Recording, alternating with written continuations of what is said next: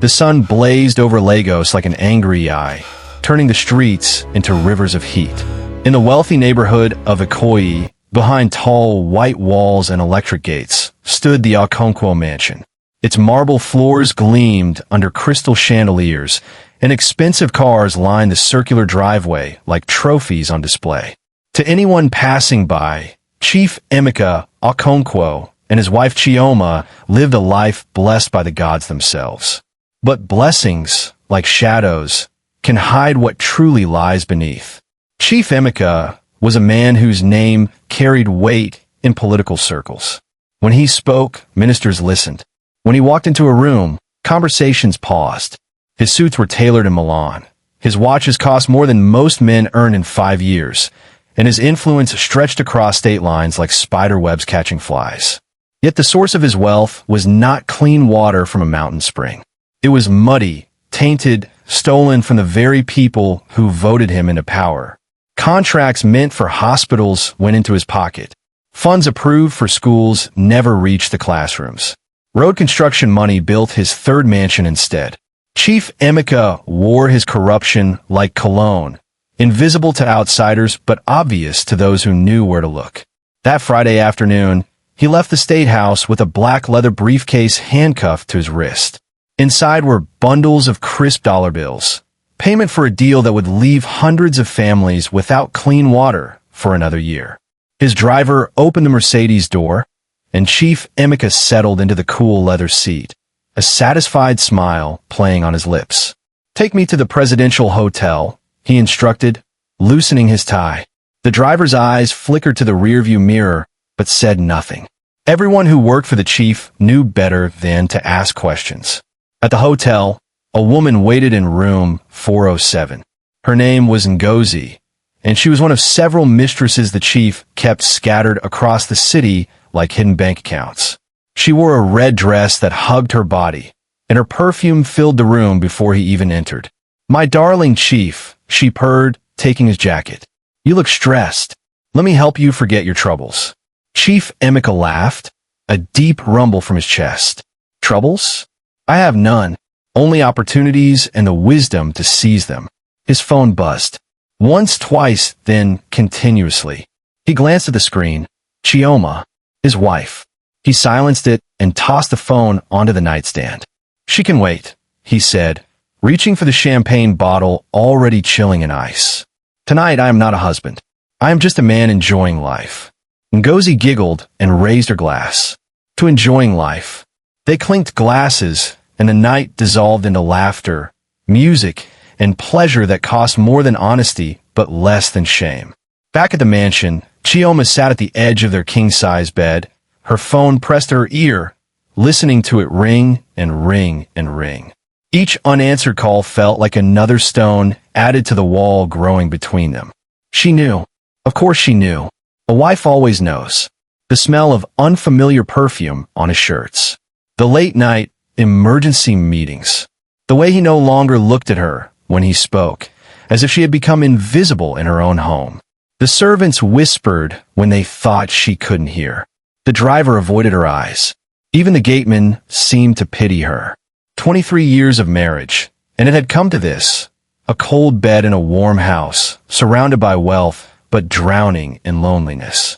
Chioma had been a university beauty queen when Emeka met her. He had been a young civil servant then, ambitious but poor, eating one meal a day and dreaming of empire. She had loved him not for what he had, but for the fire in his eyes when he spoke of changing Nigeria. "I will build us a kingdom," he had promised, holding her hands in a small room. "And you will be my queen." She had believed him. She had married him against her parents' wishes, worked 2 jobs to support his campaigns, sold her gold jewelry to pay for his first billboard. When their children were born, she raised them alone while he chased power across the country. And he had built his kingdom. But somewhere along the way, he had forgotten his queen. Now she sat in their palace, listening to the dial tone, feeling more abandoned than the beggars at the market gate. Her phone lit up, a message from her friend Adiz. "Saw your husband at the presidential hotel. Is everything okay?" Chioma's hands trembled. She didn't reply. Instead, she lay back on the bed, staring at the ceiling fan spinning slowly above her. Round and round and round, like her thoughts, going nowhere. Sleep would not come. How could it? When your husband was in another woman's arms.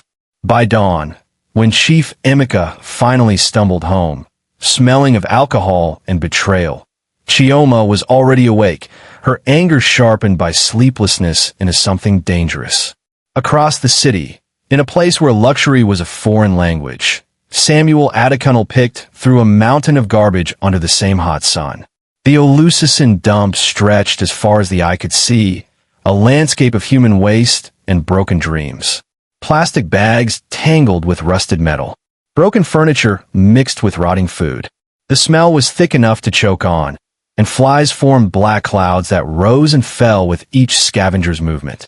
Samuel wore torn trousers held up by a rope and a shirt so faded that its original color was anyone's guess. His feet, wrapped in worn-out sandals held together by wire, had long ago stopped feeling the cuts from sharp objects hidden in the trash. At 38 years old, he looked 50, his face carved by hardship into something almost unrecognizable from the young man he used to be. He bent, picked up a crushed can, examined it, and dropped it into his sack. Then another, and another. The sack was his livelihood. When full, he would sell it to the recycling merchant for 200 naira. On good days, he filled 3 sacks. On bad days, 1. But today his mind was far from the dump. He was thinking about the bank, about the office where he used to work, wearing pressed shirts and polished shoes, about the computer screen where he balanced accounts and approved transactions, about the respect people showed him when he walked through the door. Mr. Adekunle, please check this statement. Mr. Adekunle, can you help me with this loan application? Mr. Adekunle, thank you for your excellent service. He had been somebody then, a man with a future. The bank had been his pride, his escape from the poverty he was born into. His father had sold palm wine by the roadside, and his mother had fried akara to send him to school. When he got the job at First National Bank, they had thrown a party in their small compound. His mother had cried. His father had stood taller. My son is a banker, his father had told everyone who would listen. He will lift this family. For 8 years, Samuel did just that. He sent money home monthly. He bought his parents a small house. He married Blessing, a nurse he met at a medical outreach. They rented a 1-bedroom apartment and filled it with dreams of children and progress. But then came the merger. Banks were consolidating, staff were being cut, and experience meant nothing when shareholders wanted to trim costs. One Thursday morning, the manager called him into the office with that look on his face, pity mixed with powerlessness. Samuel, you've been loyal, but the board has made decisions. Your employment ends today. Just like that. 8 years reduced to a cardboard box of personal items and a thank you letter that felt like an insult. He had stood outside the bank building holding that box, watching other staff rush past him to their desks, and felt the ground shift beneath his feet. We will be fine, Blessing had said that night, holding his hand. God will provide another way. He had searched. God knows he had searched. He sent applications to every bank, every company, every office that might need someone with his skills. But the market was flooded with retrenched workers, just like him, all chasing the same few positions. Months passed. Savings dried up. Rent became impossible. Then came the fire. Samuel closed his eyes against the memory, but it burned through anyway. The smell of smoke. The screaming neighbors. The heat so intense it felt like hell had opened its mouth. Their small apartment had been on the 2nd floor of an old building in Mushin. Someone's kerosene stove had exploded, and within minutes, the entire structure was ablaze. They had escaped with nothing. Not his certificates, not their wedding photos, not Blessing's nursing credentials, not even the clothes they had planned to wear the next day. Just the night clothes on their bodies and the smoke in their lungs. The fire service came too late. By then, their life together had been reduced to ashes. That night, they had slept at a church, lying on benches, staring at the ceiling. Blessing had wept silently, her shoulders shaking. Samuel had held her, feeling like a man who had failed at his most basic duty, to protect and provide.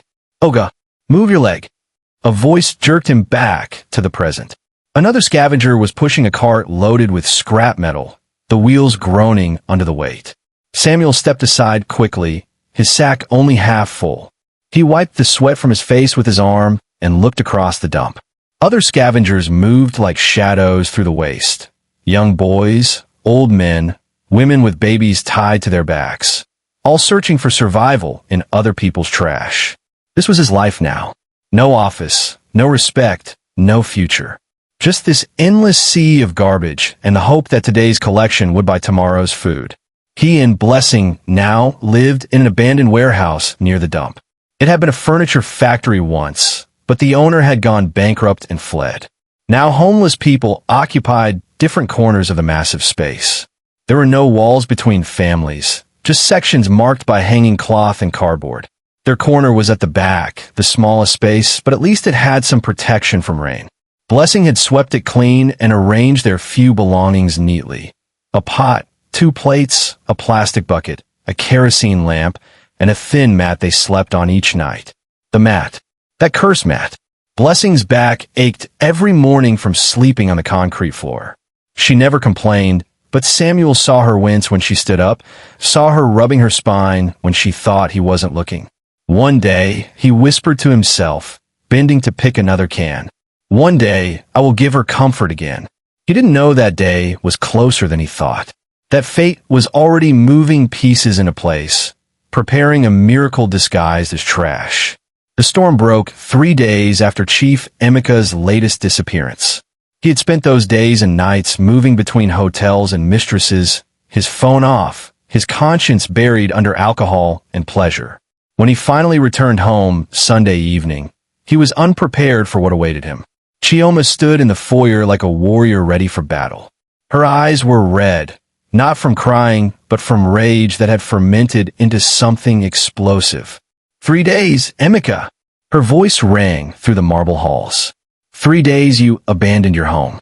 3 days you slept God knows where, with God knows who, while I waited like a fool. Chief Emeka loosened his tie with irritation. Not now, Chioma. I am tired. Tired? She laughed bitterly. You're tired? I'm the one who is tired. Tired of your lies. Tired of your women. Tired of being humiliated by a man who promised me heaven and gave me hell. Watch your mouth, woman. His voice dropped to a dangerous level. I built this house. I put food on your table. I gave you everything any woman would want. Everything except respect. Chioma's voice cracked. Everything except loyalty.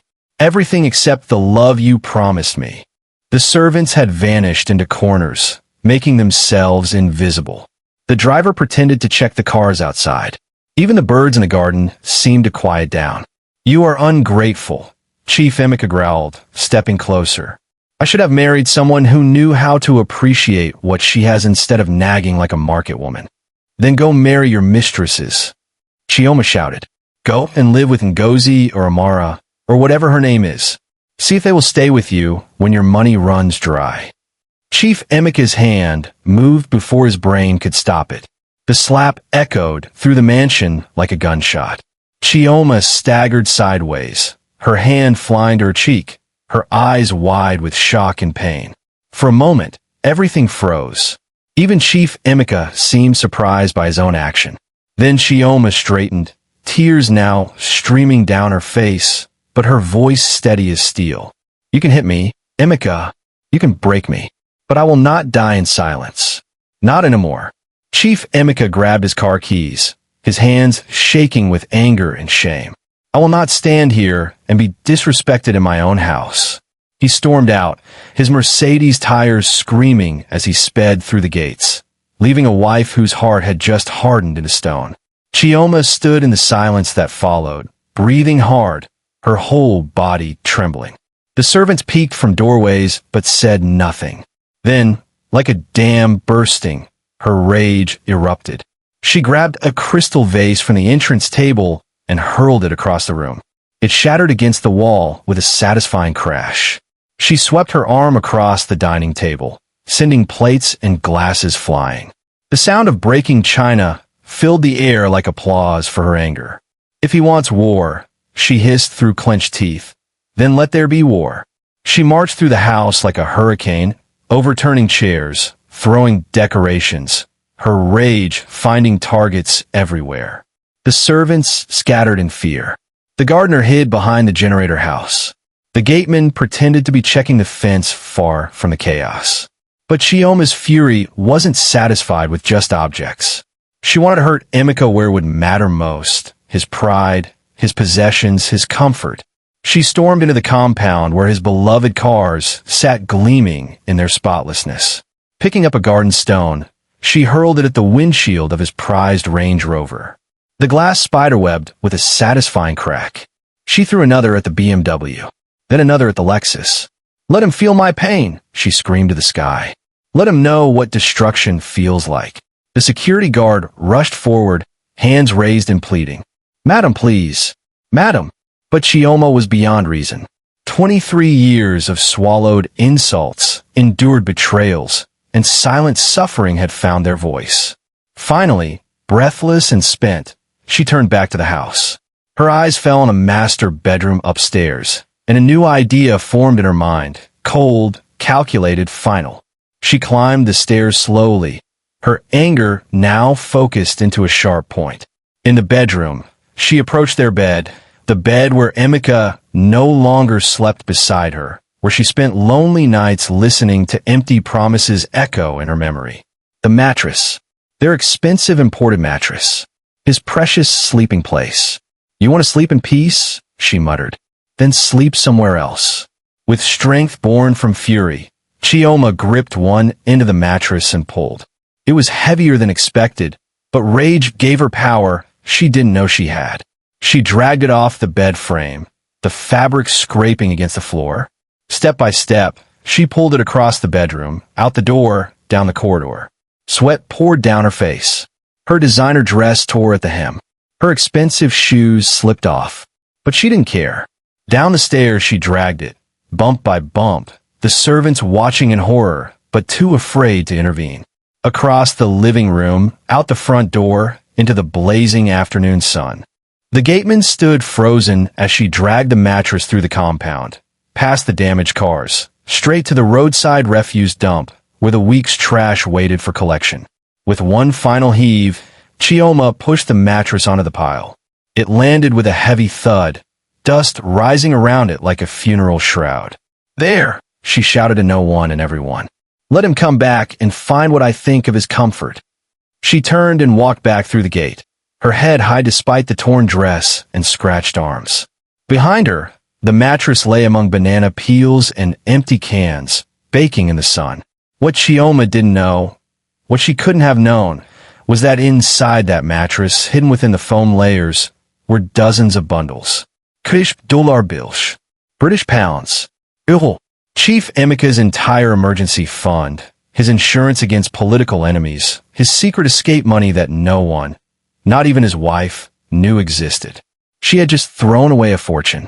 And fate, with its strange sense of humor, was already preparing to deliver it into different hands. Monday morning came with the same merciless heat. Samuel woke before dawn on the thin mat, his back aching, and looked at Blessing sleeping beside him. Even in sleep, her face showed the strain of their life. Dark circles under her eyes, her lips dry from dehydration, her body too thin from too many skipped meals. He stood quietly, not wanting to wake her, and picked up his sack. Another day of searching through garbage for survival. Another day of pretending he was still a man of dignity. Outside, the city was already stirring. Buses roared past, market women carried basins on their heads, and the smell of frying akara drifted from somewhere, making his empty stomach growl. Samuel joined the stream of scavengers heading toward the wealthy neighborhoods. Rich people threw away the best trash, bottles that still fetch good prices, clothes that could be resold, sometimes even food that was still edible. He walked for an hour, his eyes scanning both sides of the road. Other scavengers had already picked through most of the common dumps, but Samuel knew that wealthy areas had collection days, and if he timed it right, he could find untouched piles. That's when he saw it.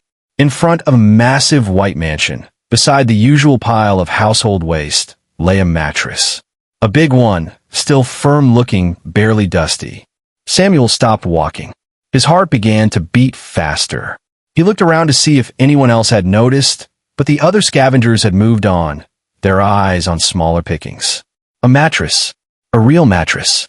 He thought of Blessing, of her aching back, of the nights she spent trying to find a comfortable position on the hard concrete. This wasn't just trash. This was providence. Samuel approached it carefully, as if afraid it might vanish. He touched the surface, still good, still strong.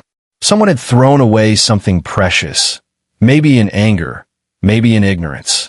But their loss could be his blessing. He grabbed one end and pulled. Immediately, he understood why it had been abandoned. It was incredibly heavy, much heavier than a normal mattress should be. Perhaps it was one of those expensive memory foam types he had seen advertised.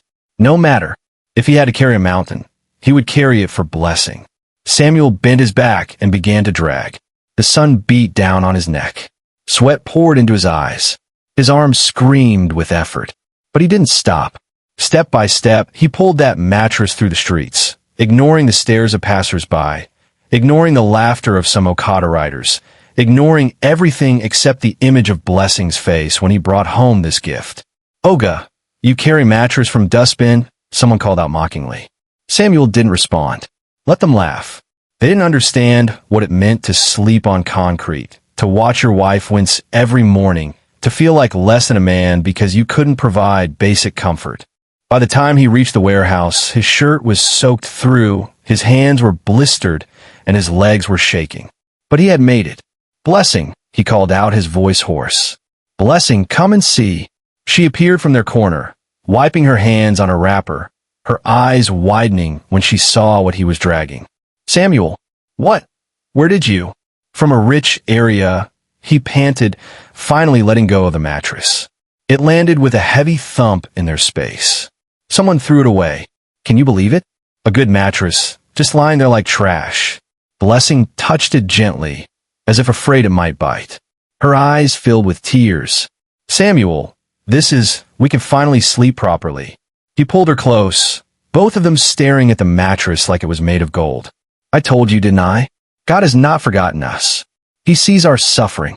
That night, for the first time in many months, they slept without pain. The mattress cradled them like a cloud. Blessing slept soundly, without tossing and turning. Samuel felt his back relax, his muscles unknot. Neither of them knew that beneath the foam where they slept, separated by just a few inches of material, lay enough money to change their lives forever. Fate was keeping its secret just a little longer. 3 days later, Chief Emeka returned home, sober but hollow-eyed. The anger that had driven him away had burned itself out, replaced by exhaustion and something that might have been shame. Chioma was waiting in the living room, her face carefully composed. She had expected him to storm and shouting, but instead, he looked defeated. "Where is the mattress?" His voice was quiet, almost fearful. Chioma raised her chin. "I threw it away. You want to know why?" "Because." "You threw it away?" He cut her off, his face draining of color. Where exactly?" "To the refuse dump at the gate. Where all trash belongs." "Why does it?" But Chief Emeka was already running. He burst out of the house, Chioma following in confusion. At the gate, the refuse pile had been cleared. Collection day had passed. Everything was gone. "No, no, no, no." Chief Emeka kept repeating, his hands in his hair. He turned to the gateman. "The mattress. The big mattress. Where is it?" The gateman cowered. "Oga, the Lama people came 3 days ago. They took everything. I didn't know. My money." Chief Emeka's voice broke. "My money was in that mattress. Everything I've saved for years. Dollars, pounds, euros, all of it. Everything." Chioma's legs went weak. She grabbed the gatepost for support. What did you say?" "You've destroyed me." He whirled on her, his face twisted with anguish. "You've destroyed everything." Chioma sank to her knees right there in the driveway, the weight of her mistake crushing her. "I didn't know, Emeka. I swear I didn't know." For the first time in their marriage, Chief Emeka looked at his wife and saw not an enemy, but a fellow victim of his own secrets and lies. He had hidden so much from her, his money, his plans, his mistresses, and now they were both paying the price. He sank down beside her, and for a long moment, husband and wife knelt together in the dust, united finally in their shared catastrophe. The fate of the Okonkwo family had just taken a turn from which there would be no easy return. 1 week after the mattress arrived, Blessing decided to clean thoroughly. It was Saturday, and Samuel had gone to look for work at the construction sites, hoping to get picked as a day laborer. She swept their corner carefully, then decided to clean under the mattress. When she tried to lift one side to sweep beneath it, she noticed something strange. The mattress didn't lift easily. It felt weighted down, as if something was inside. Curiosity made her press along the sides. In one corner, she felt hard, rectangular shapes where there should only be soft foam. Her heart began to pound. She found Samuel's razor blade and carefully cut a small opening in the seam. Her hand slipped inside, touching something wrapped in plastic. She pulled it out slowly, her breath catching in her throat. Money. A thick bundle of foreign currency. Blessing's hands started shaking. She reached in again. Another bundle. And another. And another. Jesus, she whispered. Jesus Christ of Nazareth. She sat back on her heels, staring at the bundles spread before her. Her mind raced through 100 thoughts at once. This wasn't Naira. This was dollars, pounds, money she had only seen in banks where she used to work. Fear gripped her throat. Whose money was this? Why was it hidden in a mattress? What if dangerous people came looking for it? She quickly pushed the bundles back inside and stitched the opening with shaking hands. Then she sat there, hugging her knees, waiting for Samuel to return, her mind spinning with possibilities and terrors. When Samuel walked through the door that evening, tired and disappointed from finding no work, Blessing grabbed his arm and pulled him into their corner. Samuel, sit down. I need to show you something, and you must promise not to shout. His face creased with concern. Blessing, what's wrong? Are you sick? Instead of answering, she cut open the mattress again and began pulling out bundles. Samuel's eyes went wider with each one that appeared. What? Where? How? He couldn't form complete sentences. When 15 bundles lay between them, Blessing stopped and looked at her husband. It was inside the mattress. All of it. Samuel, I'm scared. What if this is drug money? What if criminals come looking for it? What if? Wait. Samuel held up his hand, his mind working rapidly. Wait, just wait. Let me think. He picked up one bundle and examined it carefully. The bills looked legitimate, not fake. He smelled them, no unusual odor. He held one up to the light coming through the warehouse cracks. The watermarks were there. Blessing, this is real money, not counterfeit. I know it's real. That's what scares me. She clutched his arm. Samuel, we need to find the owner. We need to report this. If we keep it and someone finds out, they'll say we're thieves. Samuel looked at his wife's frightened face, then at the bundles, then around their corner. The bare walls, the few pieces of clothing hanging on a wire, the single pot that served all their cooking needs. Blessing, listen to me. His voice was quiet but firm. Who do we report this to? The police? You think they won't take it for themselves? The Lama office? They'll laugh at us. The owners? Blessing, someone threw this mattress in the trash. They abandoned it. If it was precious to them, would they have dumped it? But Samuel, no, listen.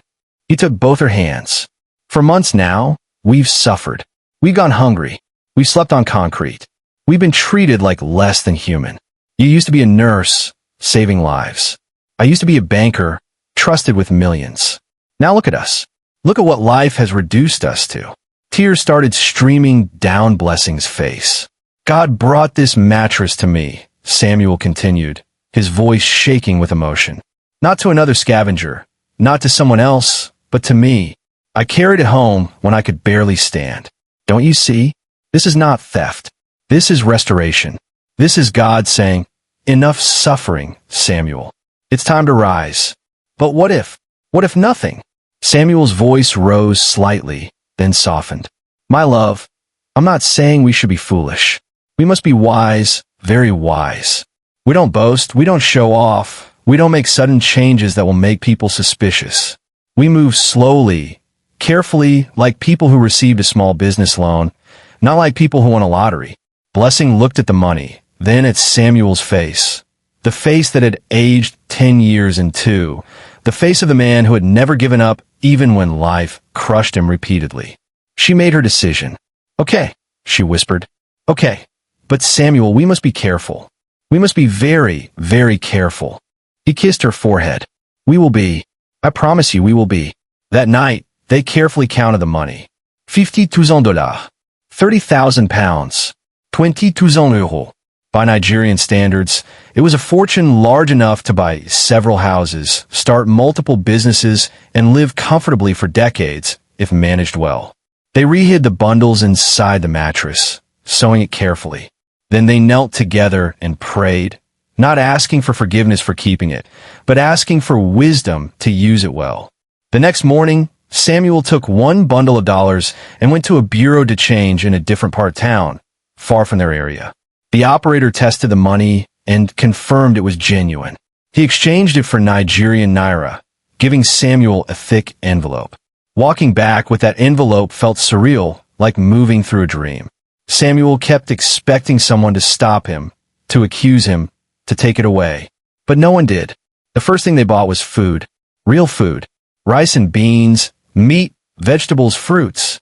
Blessing cooked that evening with tears in her eyes, the aroma filling their corner of the warehouse.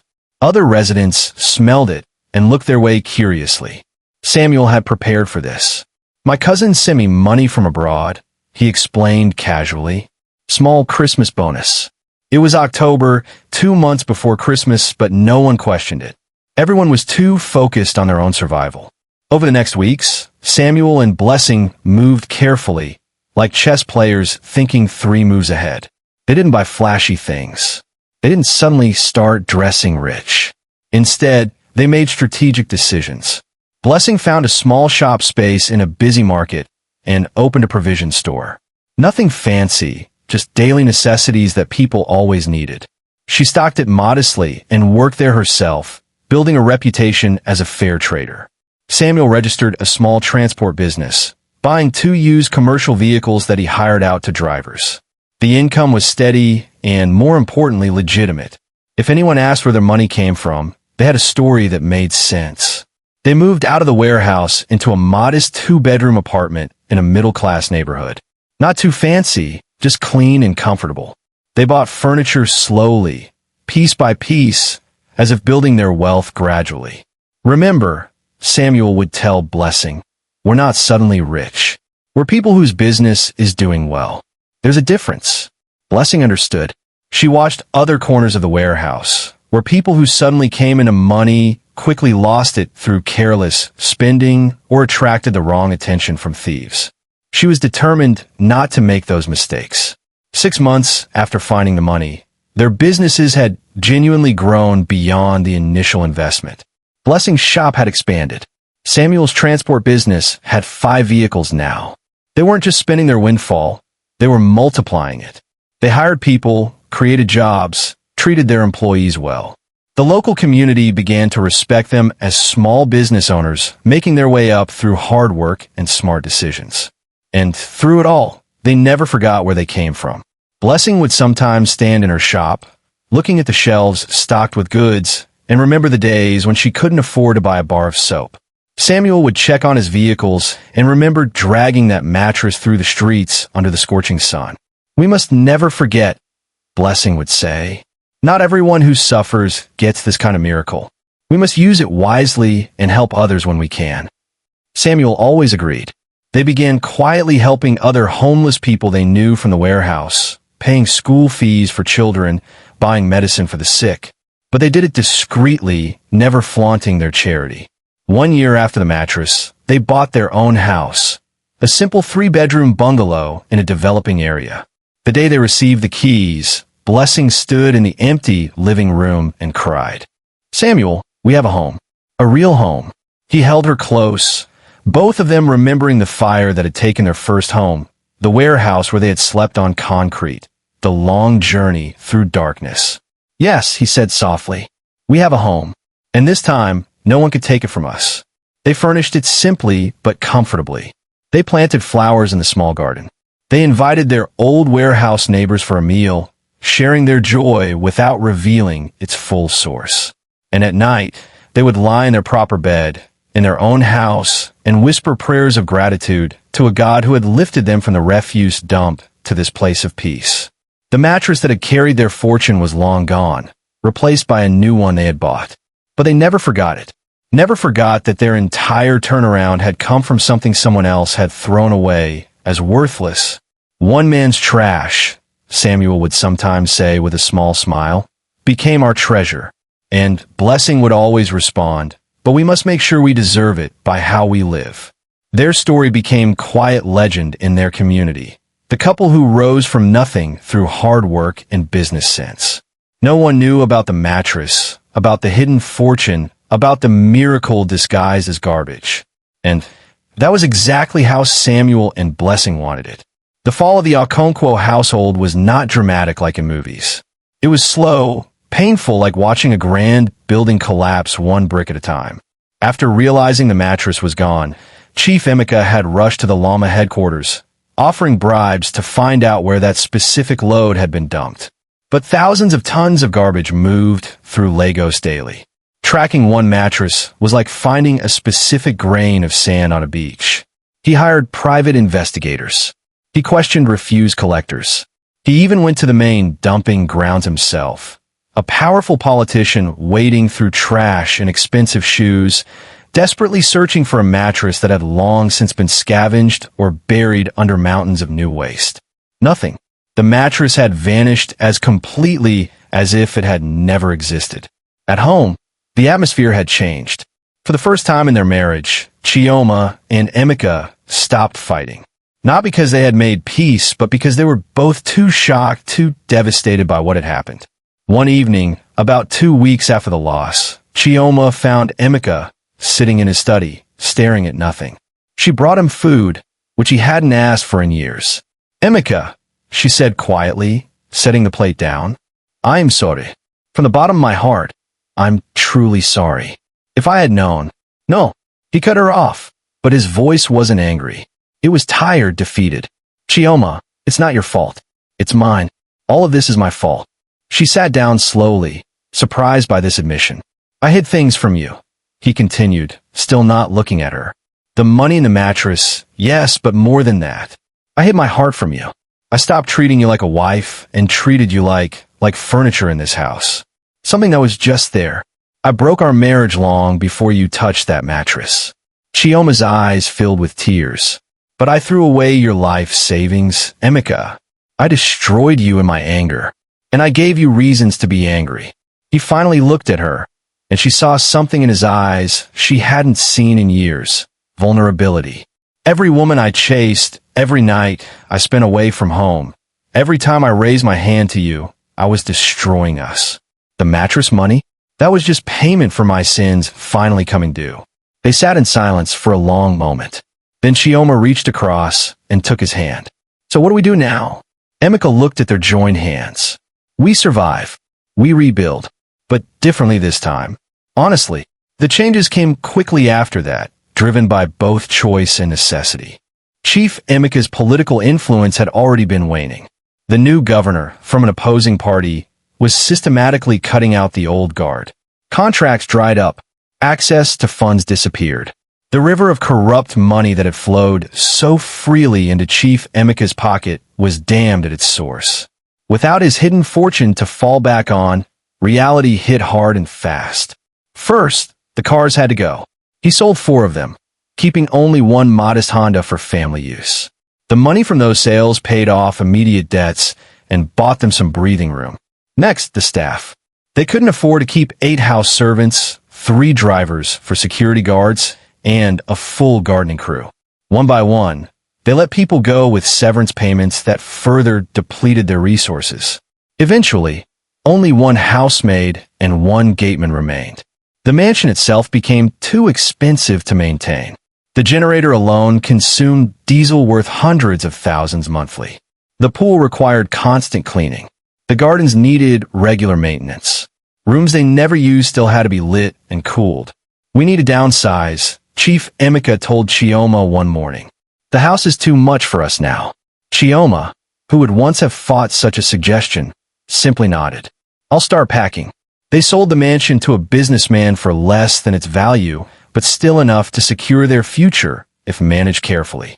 They moved into a modest 4-bedroom house in a middle-class neighborhood. No gold de gates, no fontaine, no joy high floors. Just a normal home where normal people lived. Chioma reopened her old tailoring business, something she had abandoned when she married rich. She bought 2 sewing machines and set up a small shop attached to their new house. At first, her fingers were stiff, unpracticed, but muscle memory returned. Within weeks, customers were coming for her work. Chief Emeka, who had never imagined working a regular job, swallowed his pride and registered a small consulting firm. Using his knowledge of government processes, he helped legitimate businesses navigate bureaucracy, for modest fees paid through proper channels with taxes remitted.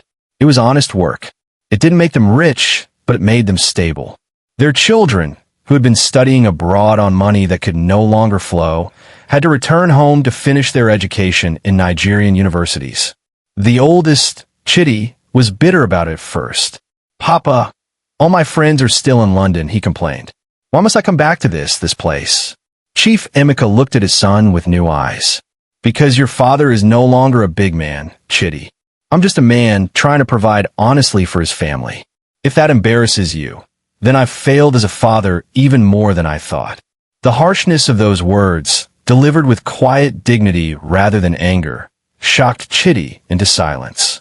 Slowly, painfully, he began to understand the weight of what had happened. Months passed, then a year. The Okonkwo's adjusted to their new life. It wasn't glamorous. Chioma's hands developed calluses from sewing. Emeka's ego was bruised daily by former colleagues who pitted him, or worse, gloated at his downfall. But something unexpected happened in that small house. They found each other again. Without the distractions of wealth, without the buffer of servants and separate schedules, Emeka and Chioma had to actually talk to each other. At first, it was awkward, stilted, but gradually they began to share things, their fears, their regrets, their hopes for what remained of their lives. One evening, as Chioma cooked in their small kitchen while Emeka sat at the table reviewing documents, he suddenly said, "I haven't told you this, but I'm proud of you." She turned, surprised. "Proud? Your shop is doing well. You're building something real with your own hands. That's more than I ever did with all my stolen millions." Chioma wiped her hands on her apron and came to sit beside him. "Emeka, I won't lie and say I don't miss the comfort. I do, but I don't miss the loneliness. That big house was beautiful, but it was empty. This small house has us in it. Together." Finally, he reached for her hand. "I wasted so many years chasing what doesn't matter. Money, power, women who meant nothing. And I almost lost what mattered most. We both made mistakes," Chioma said softly. "I threw away your money. Yes, but you threw away our marriage first. Maybe we needed to lose everything to find each other again." Their children noticed the change. Chidi, watching his parents laugh together over a simple meal of rice and stew, realized he had never seen them this relaxed in the mansion. His mother's smile reached her eyes now. His father no longer barked orders, but spoke gently. "They seem happier," he mentioned to his younger sister, Adiz. She nodded. "Poorer, but happier. It's strange, isn't it?" It was strange, but it was also real. 2 years after losing the mattress, Chief Emeka and Chioma had built a modest but stable life. They would never be wealthy again, but they had enough. More importantly, they had peace, the one thing all their former riches had never bought them. On their wedding anniversary, Emeka took Chioma to a small local restaurant, nothing like the 5-star hotels they used to frequent. Over pepper soup and fish, he raised his bottle of malt. "To us," he said, "to surviving the storm." Chioma clinked her bottle against his. "To surviving together."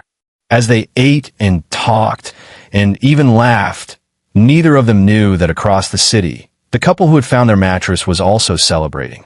Samuel and Blessing were toasting their own anniversary in their modest home, grateful for the miracle that had changed their lives.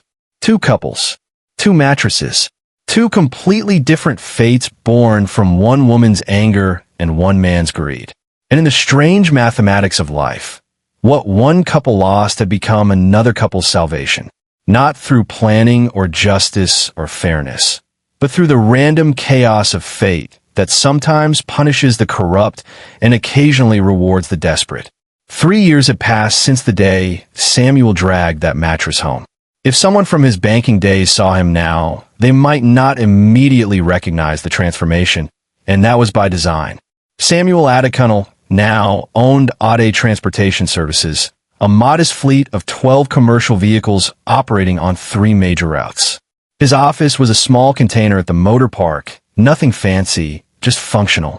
He wore simple shirts and trousers, drove a clean but unremarkable Toyota, and lived in a comfortable but not ostentatious house. Blessing's provision store had become 2 stores, both doing steady business. She had also quietly started a small lending circle for market women, using some of their fortune to help others build their own businesses at reasonable interest rates. They had achieved something remarkable. They had become successfully invisible. In Lagos, where flashy wealth attracted attention and modest success was common, they blended in perfectly as hardworking business people on the rise. Their strategy had worked because they understood something many lottery winners and sudden wealth recipients never learned.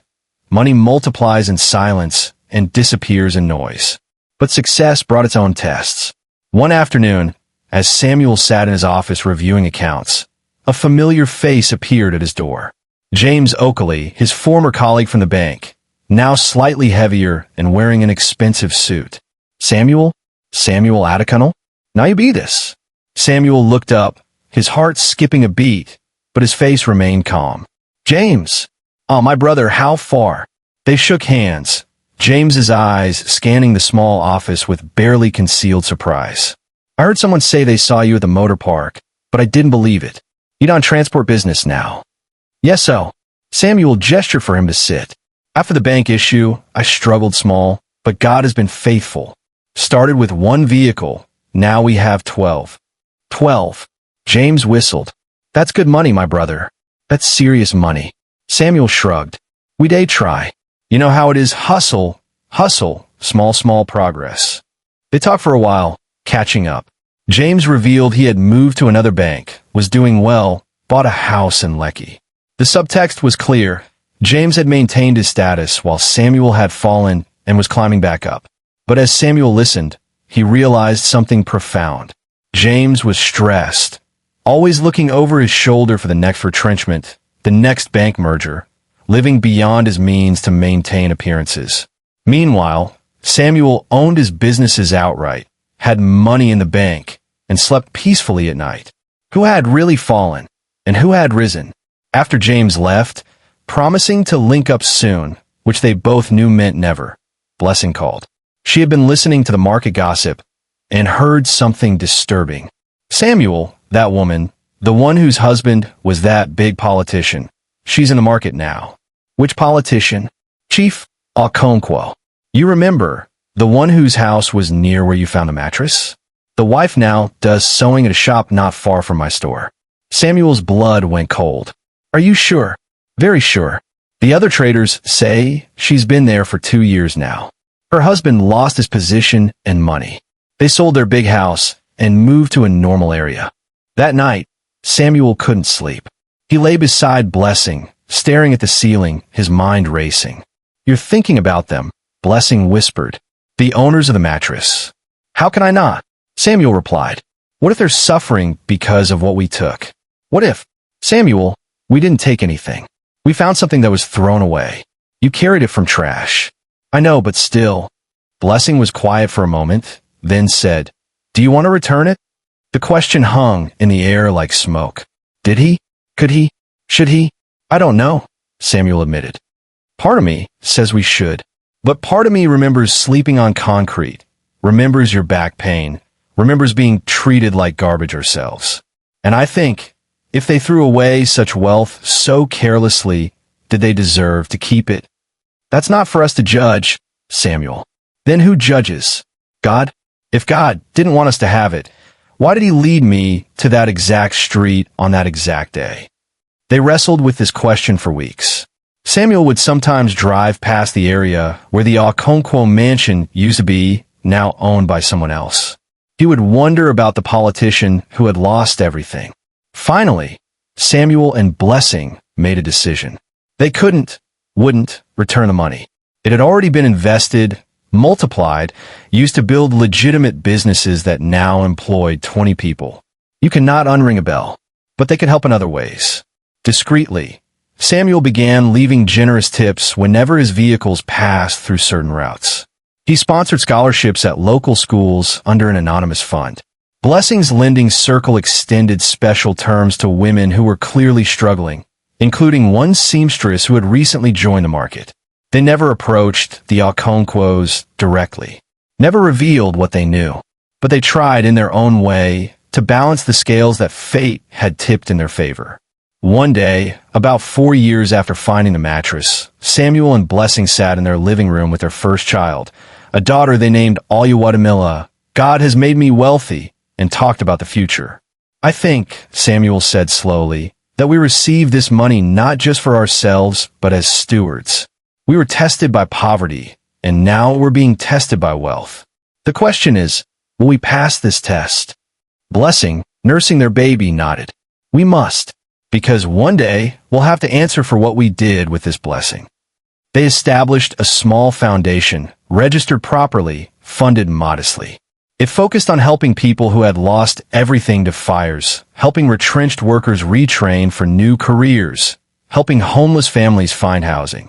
They never forgot where they came from because they had decided never to abandon those who remained there. Samuel's transport business continued to grow, but he capped it at 15 vehicles. He didn't want to become too big, too visible, too vulnerable to envy or investigation. Blessing kept her 2 stores, but invested profits in other people's businesses, spreading the wealth and the risk. They lived comfortably, but not lavishly. They gave generously, but anonymously. They raised their children to understand the value of money and the importance of integrity. And sometimes, late at night, they would tell each other the story of the mattress, not as a tale of luck, but as a reminder of responsibility. They had been given a second chance, pulled from the refuse heap of life, and they were determined to honor that gift by how they lived. The mattress changed our life, Samuel would say. No, Blessing would correct. It gave us the tools. We changed our life by what we chose to do with those tools. It was a distinction that made all the difference. 5 years after the mattress incident, an unexpected meeting occurred. Chioma was at the local market buying fabric for a customer's order when she literally bumped into another woman at the cloth seller stall. Both women dropped their bags, apologizing profusely as they bent to pick up scattered items. I'm so sorry, sister, Chioma said. No, it's my fault. I wasn't looking where I was. Blessing stopped mid-sentence as their eyes met. There was something in that moment, a strange recognition that neither woman could explain. They had never met before, yet something passed between them, an understanding, perhaps, or an intuition that their lives were connected in ways neither could fully grasp. I'm Blessing, the younger woman said, extending her hand. Chioma, the older woman replied, shaking it. They ended up sharing a bench while the cloth seller measured their materials, talking easily as women do in markets. Blessing learned that Chioma was a seamstress trying to rebuild her life after hard times. Chioma learned that Blessing ran a provisions business and had recently had a second child. Life can be very humbling, Chioma said at one point, her voice carrying the weight of experience. One day you think you have everything. The next day, you realize you had nothing that mattered. Blessing nodded slowly. And sometimes the opposite is true. You think you have nothing. Then you discover you have everything you need. They parted ways with promises to visit each other's shops, promises that they actually kept. Over the following months, an unlikely friendship developed. Chioma would send customers to Blessing's store. Blessing would recommend Chioma's sewing services. One afternoon, as they shared fried plantains and groundnuts behind Blessing's shop, Chioma opened up about her past. My husband used to be a big politician, she said, not with pride but with a kind of sad relief. We had everything, cars, mansions, servants, but we had no peace. Then one day, in anger, I did something foolish that destroyed our wealth. I threw away something very valuable. Blessing's hand froze halfway to her mouth, her heart suddenly pounding. But you know what? Chioma continued, oblivious to Blessing's reaction. Losing that wealth saved our marriage. Saved our family. We're not rich anymore, but we're happy. Truly happy. Sometimes I think about whoever found what I threw away, and I hope it blessed them the way losing it blessed us. Blessing couldn't speak. Her throat was tight with emotion. Should she confess? Should she reveal the truth? Before she could decide, Chioma stood up, brushing crumbs from her wrapper. I'll look at the time. I have a customer coming at 3. Thank you for the food, my dear. Same time next week. Yes, Blessing managed to say. Same time. As Chioma walked away, Blessing sat frozen, her mind reeling. The woman whose life had been destroyed by the loss of the mattress had just called that loss a blessing. The woman who had every right to be bitter was instead grateful. That evening, Blessing told Samuel about the encounter. It was her, she said. I'm sure of it. The wife of the man who hid the money. Samuel was quiet for a long time. Then he said, Did she seem broken? No, that's the strange part. She seemed free, like someone who had been carrying a heavy load and finally put it down. They sat with this knowledge, understanding finally settling over them like a gentle rain. Maybe, Samuel said slowly, maybe it worked out exactly as it was supposed to. Their loss was our gain, yes. But their loss also freed them from something that was poisoning their lives. And our gain came with responsibilities we're trying to honor. Blessing nodded. Do you think we should tell her? No, Samuel said firmly. What good would it do? It would only burden her with knowledge she doesn't need. She's made peace with what happened. Let her keep that peace. So Blessing continued her friendship with Chioma, but she never revealed the secret. Sometimes the kindest thing you can do is let people keep their conclusions about the past, especially when those conclusions bring them peace. The two women became good friends, supporting each other's businesses, sharing meals, celebrating each other's small victories. And if Blessing was sometimes especially generous with Chioma, sending customers her way, refusing payment for small items, helping with fabric costs, Chioma accepted it as the kindness of a good friend, never knowing it was also restitution of a sort. One day, as they sat together watching the market close, Chioma said, You know, Blessing, meeting you is one of the best things that happened to me in recent years.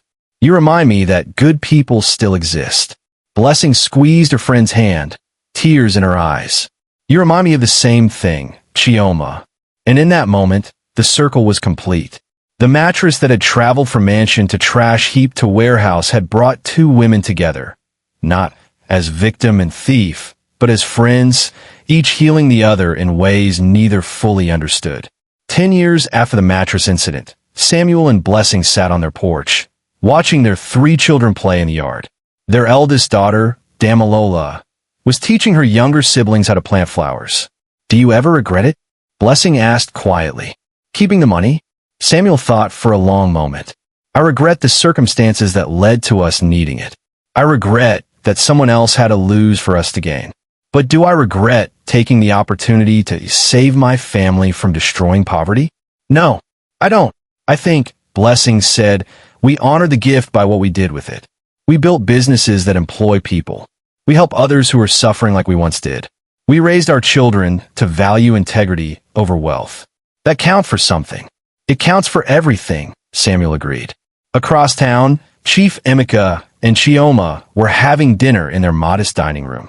Their children had all graduated from university, gotten jobs, and were making their own way in the world. The family was closer than it had ever been during the mansion years. Do you ever think about the money? Emeka asked his wife. Sometimes, Chioma admitted. But then I look at us now, really look at us, and I think we're richer now than we ever were then. We have peace, Emeka. We have each other. That mattress held money, but it was weighing down our marriage. When it left, we could finally breathe. Emeka reached across the table and took her hand, something he did often now. I destroyed that money through my greed and dishonesty. You threw away the mattress in anger. But maybe God used all of it. My corruption, your rage, the loss, to save us from ourselves. And to save someone else too, Chioma added. I hope whoever found it used it well. I hope it changed their life for the better. Amen. Emeka said softly. Amen to that. And so the story of the mattress full of money reached its conclusion. Not with dramatic confrontations or legal battles or revenge, but with two families finding their way to contentment through very different paths. One family lost everything and found what mattered. Another family found everything and learned what mattered. Both emerged transformed, not by the money itself, but by how they responded to its presence or absence in their lives. The mattress was long gone, decomposed in some landfill, its foam returned to dust. But its impact rippled through years and lives, teaching lessons about greed and humility, loss and gain, desperation and gratitude. In the end, the real treasure was never the money hidden inside the foam. It was the wisdom earned by those whose lives it touched, wisdom that no amount of currency can buy, but that poverty and wealth, loss and gain, can teach those humble enough to learn.